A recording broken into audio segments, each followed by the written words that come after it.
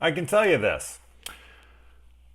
There needs to be more shows that are one contained season, so a mini series of sorts, and they need to have the same writer and the same director for every episode. This just seems to work out wonderfully, and for a very obvious reason. Cohesion.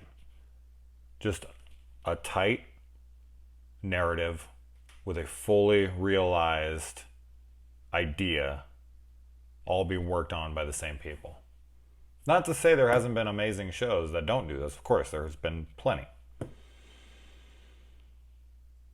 Also, we live in a time now where there are these really exciting writers and directors that want to take on television properties. You had Mike Flanagan do this recently with The Haunting of Hill House. Kerry Joe Fukunaga, however I say this guy's name, he did the Maniac series on Netflix, and you've had these really cool, great directors and writers coming on. Channel Zero even did this with the same director doing every episode and the same writer doing every episode, depending on what season it was.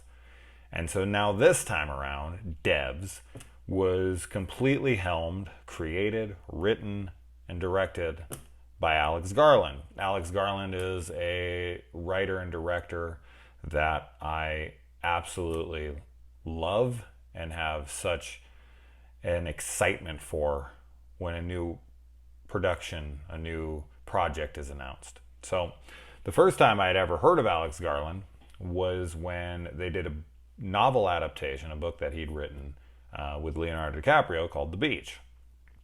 Now, there's a lot of people that don't like that movie. I personally really enjoyed it back when it came out, and then they worked together again, this time where Alex Garland actually wrote the script, the screenplay, and they did 28 Days Later, which of course is a beloved horror classic. And then he did stuff like Sunshine, which is a really deep, interesting, unique world. Also, of course, the fantastic Dredd. If you guys have not seen the Judge Dredd movie called Dredd with Carl Urban, it's phenomenal. Seriously, one of the best, most overlooked films of the last decade. And then he went into the director's chair and he worked on Ex Machina and Annihilation. Both films are just superb, in my opinion. I absolutely adore both of them. And so when I found out Devs was coming out, and that Alex Garland was going to be writing and directing every episode, I was on that shit, the second I could. Which I didn't even know. I knew what this series was because I had heard of it just through some advertising and whatnot. But I did not know Alex Garland was attached to it. It just kind of slipped me by. And just a few days ago, I caught wind that he was writing and directing every episode, and the show had already completely aired, which is currently streaming on Hulu if you have it. And I was like, oh shit, I'm on that. And boom, I watched it in the last 2.5 days. I want to say I just knocked it out. It's only 8 episodes, about an hour a piece, so it's pretty quick for a television show. Now, this stars Sonoya Mizuno, which she's in Ex Machina. I'd have to think about it, see if she's in Annihilation or not. But I definitely know her from Ex Machina. And we also have Nick Offerman in here and Allison Pill, who's criminally underused, in my opinion. I always love seeing Allison Pill in anything, especially all the way back to Scott Pilgrim versus the World. I just love that movie and her in it. Now, what Devs is about, that's a difficult one. I can tell you this, now that we're 4.5 minutes in. I loved this. Will this be for everyone? I know I always say this, but is any show for everybody? Or for every single person? Absolutely not. This show is not easily digestible. It's Alex Garland. Watch Annihilation. Watch Ex Machina. Nothing is going to be spoon-fed. Nothing is going to be easy. Everything's going to be high concept It's going to be out there. It's going to make you think. It's going to require a lot of pondering, a lot of dissection, a lot of reflection. It's deep, deep stuff. Alex Garland is not going to write and direct something that isn't extremely, extremely profound in some way or another. Now, I always struggle with what a plot synopsis should be because I feel like that in itself is a spoiler, but as vague as I can be, a young woman played by Sonoya Mizuno, her name is Lily, her boyfriend and her work for a tech company, one of the biggest in the world, and he gets recruited and to the devs project, and then he goes missing. And Lily goes and investigates why he's missing and tries to unravel the secrets of what devs is. Everyone wants to know what this, special organization, the special like subdivision of the tech company is and what its purpose is. No one knows. And that's about as much as I can possibly say. I mean, really. Now, it's a science fiction thriller.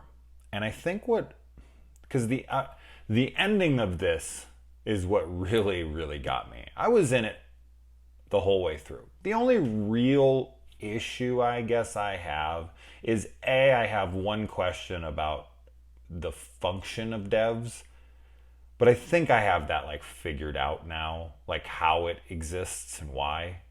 Like you'll know what I mean, I think, when you watch it, because I don't want to say anything because I want to give it away, but I'm not really understanding how they are able to have this.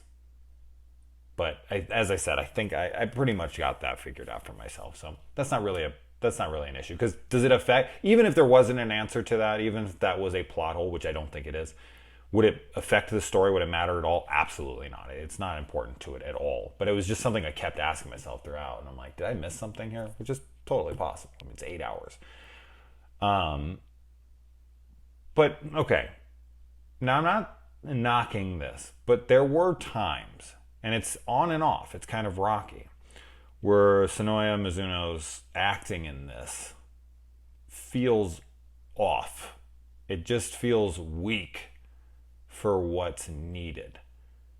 And I guess that's the only real issue I had, that I was like, I don't know about that. There was one time where that was happening, and then there's an explanation for why that was happening, and I was like, oh, okay. But then it happened again, and I don't feel like there was an explanation for it. But it's not bad. It's just questionable at times.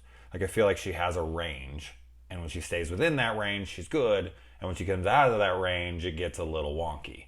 But that's just how I felt about it. And it was really one of the only things that was kind of taking me out of it in moments.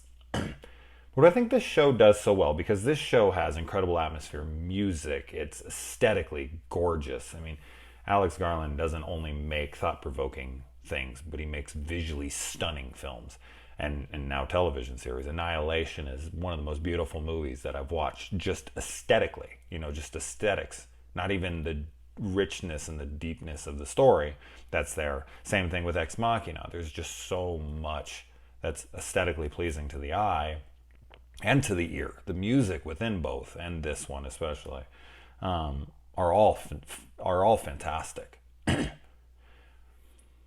another thing is that this really plays around with science and religion almost like even balanced. Like, there's a lot of both in here, and I don't feel like one negates the other. And it's a really interesting take. Now, because you can there's no way to well, I guess there's not no way. That's a little much to say, but when I was watching it, I was, because I'm more science-based than religious-based. I'm completely science-based and not religious-based at all. But the way that the show presents itself, it doesn't feel like it's trying to push something. Like, it's not trying to negate one over the other. It's not like, well, the science is the only true answer, and religion is is hokey nonsense. Nor is one saying the other of the other. It's not religiously biased and it's not scientifically biased, or it is on both, like, equally. So that was really, really, really wild and interesting to me. And I feel like this is kind of a common theme for him. Because, we when it comes to the typical person, people usually lean one way or the other. People are usually like, oh, their answers, they get them from a religious source, or there's other people that get them more from a scientific base. And this really plays around with both. And it does so elegantly. And at the end, I was just sitting there, like, I was smiling, and I was kind of lost in thought, because it kind of all went the way I expected it to, and didn't. Interesting ending to this. What a great climax to a mystery show. I mean, it's really what it is throughout. It's kind of a mystery of what is this. And a lot of the times when you have huge setups like this, there's very little payoff in that regard.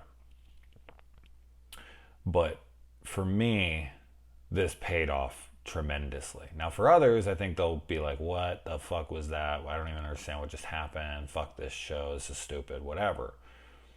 And that's, that is what it is. But for me, at the end of this, I was very pleased with how much I was going to have to think about it. How much, I felt like enough answers were given to where I felt satisfied. But then I wanted to step back from that satisfaction and think on it more and think deeper on it. And I do think that this would definitely serve better on multiple viewings, at least twice.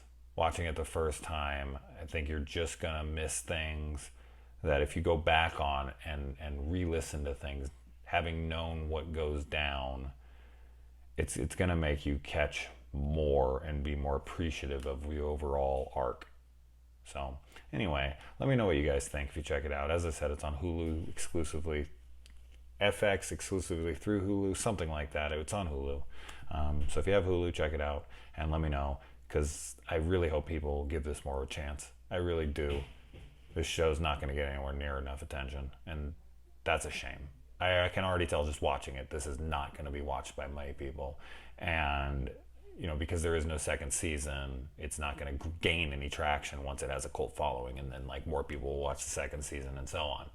So, but I'm so glad it exists. I'm so glad that it asks this question, all these questions that I can sit, and they're questions that aren't just relative to the show, but they're relative to the way I think about life. Just, almost what I call pot talk, where you sit down. I don't smoke pot personally, but that's typically the conversations that people have when they sit around and they, do drugs together, smoke pot especially, and they just sit there and they're like pontificating and, throwing out these wild, crazy ideas. And this is like one of those things where you sit down and you're just like, fuck. Like, okay.